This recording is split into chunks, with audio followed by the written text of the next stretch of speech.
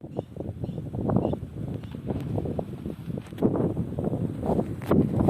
કેમ છો ખેડૂત મિત્રો? મજામાં છો? હું પણ મજામાં છું. હું છું PM ડોડિયા વેજોદરી. ઉત્તમ ખેતીમાં આપ સર્વે ખેડૂત ભાઈઓનું સ્વાગત છે.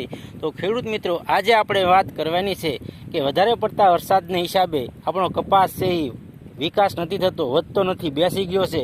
તો એના શું ઉપાય કરવા એની વિશે આપણે આજે વાત કરવાની છે. તો ચાલો જાણી.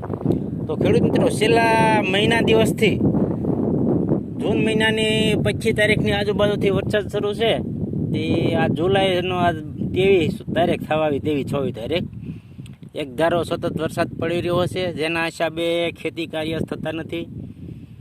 કાંઈ કપાસની અંદર કોઈ પણ જાતનું ખેતી કાર્ય થઈ એવી શક્યતા નથી, જેના હિસાબે વધારે પડતા ખડ નીકળી ગયા છે અને કપાસ એ બેસી ગયો છે, વધતો નથી.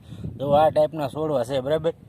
આ મહિના જેવું થવા એવું આ કપાસના છોડવાને જો, પણ હજી કપાસ બરાબર વિકાસ થતો નથી, કારણ કે એકલો વરસાદ જ પડે એના હિસાબે છોડવા સહી બેસી જાય છે.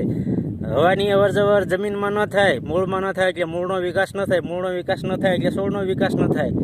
એટલે હવે જો વરાપ કાઢે તો છોડનો વિકાસ થાય. અને આપણે કપાસને બચાવવો કઈ રીતે આમાંથી, એની વિશે આજે વાત કરવાની છે.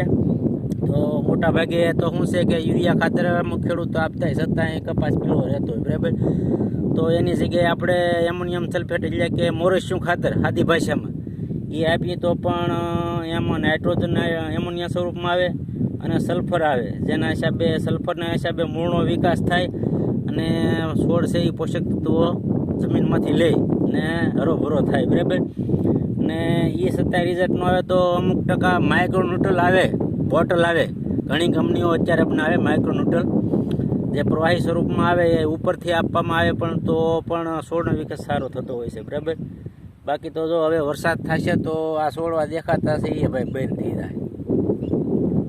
તો આપણે અત્યારે તો હું યુરિયા ખાતરની ભેગું સલ્ફર ભેળવી અને છંટકાવ કરી દઈએ તો થોડી ઘણી અંશે રાહત રહે ને વરાપ કાઢી જાવ તો મૂળનો વિકાસ થાય.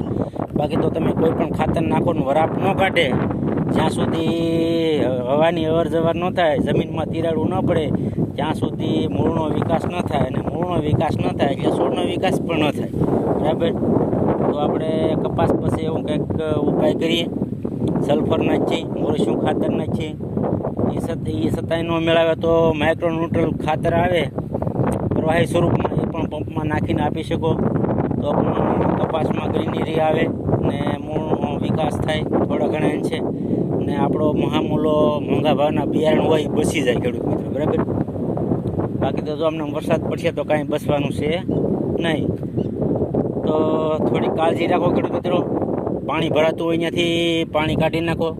શેઢા પાળોમાં જ્યાં પાણીનો ભરાઈ રહેવું જોઈએ તો પણ છોડ વ્યા જતા હોય કપાસના, એટલે આપણે છોડ ન જાય એવી આપણે કાળજી રાખવાની છે. નિંદામણ આપણે સાફ કરવાનું છે. પછી ન પહોંચાય તો જ આપણે દવા નાખવાની છે નિંદામણની. બાકી હાથથી નિંદામણ કરી લેવું શક્ય હોય તો, નહીંતર પછી દવા તો છેલ્લો ઉપાય છે જ. તો ખેડૂત મિત્રો, કપાસ બચાવો. આપણી ચેનલ છે ઉત્તમ ખેતી.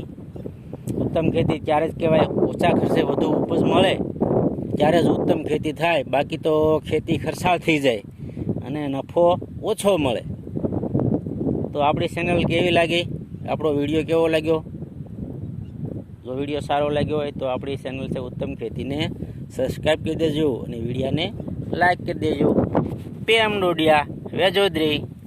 બાય મિત્રો.